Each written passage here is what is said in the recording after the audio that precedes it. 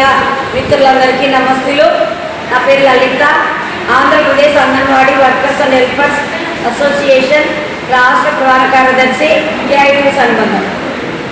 గత 50 సంవత్సరాల నుండి రాష్ట్ర వ్యాప్తంగా దేశవ్యాప్తంగా అంగన్వాడీ వర్కర్స్ హెల్పర్స్ గ్రామీణ పేద బడుగు బలహీన వర్గాలకు సంబంధించినటువంటి కుటుంబాలలోని తల్లులు పిల్లలకు నిత్యం నిరంతరం ఐసీడీఎస్లో సేవలు ఉద్దేశాలు నెరవేర్చే దిశలో పనిచేస్తున్నప్పటికీ నేటికి గౌరవ వేతనం పేరుతో వర్కర్స్కి 11,500 రూపాయలు, హెల్పర్స్కి 7,000 రూపాయలు ఇస్తూ కేంద్ర రాష్ట్ర ప్రభుత్వాలు మరి మా దుర్భరమైన జీవితాలకు కారణమవుతున్నారు.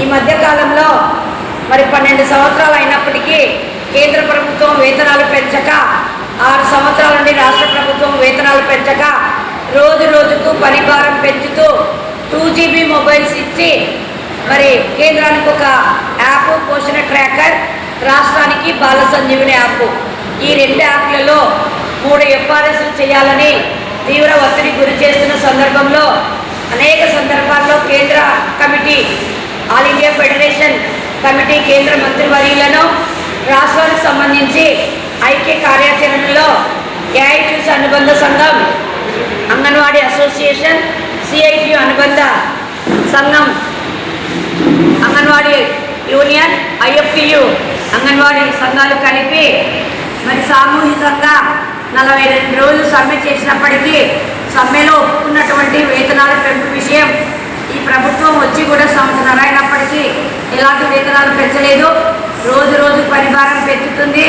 ఈ నెల 25వ తేదీ కమిషనర్ కార్యాలయంలో 3 సంఘాలు కలిపి చర్చించినప్పటికీ 5GB మొబైల్స్ ఇవ్వాలని, తక్షణమే కేంద్ర రాష్ట్ర ప్రభుత్వాలు వేతనాలు పెంచాలని, గ్రాడ్యుయేట్లలో సవరణలు చేయాలని, సంక్షేమ పథకాల అర్బన్ రూరల్ తేడా లేకుండా అందరికీ వర్తింప చేయాలని, వచ్చే సంవత్సరం మేలంతా వేసవి సెలవులు ఇవ్వాలని, మరి మెనూకు ఛార్జీలు పెంచాలని, రాష్ట్రంలో ఉన్నటువంటి బిడ్డలకు తల్లులకు నాణ్యమైన సరుకులు 5వ తేదీ లోపల సెంటర్లకు చేర్చాలని పలు అంశాల మీద చర్చించడం జరిగింది. కమిషనర్ గారు వేతనాలకు సంబంధించి ఈ నెలలో సీఎం గారి దగ్గరికి వెళ్దామని చెప్పారు.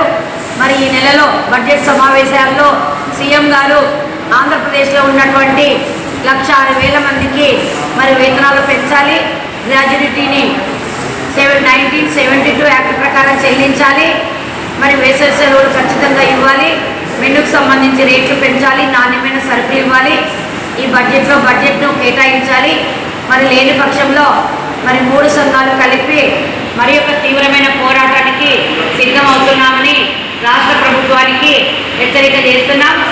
ఈరోజు విశాఖపట్నం జిల్లా సదస్సు నిర్వహించాము. ఈ సదస్సులో పలు అనేకమైన అంశాలను చర్చించడం జరిగింది. తదనంతరం జిల్లా కమిటీ నిర్ణయించడం జరిగింది. జిల్లా అధ్యక్షురాలుగా శ్యామల గారిని, ప్రధాన కార్యదర్శిగా వెంకటలక్ష్మి గారిని, కోశాధికారిగా కృపారాణితో కలిపి 11 మందితో జిల్లా కమిటీని నిర్ణయించడం జరిగింది. ఇక మీదట ఏ సమస్య వచ్చినా అంగన్వాడీ టీచర్లకు సంబంధించి జిల్లాలో ఈ సంఘం పనిచేస్తుందని తెలియజేస్తున్నాను.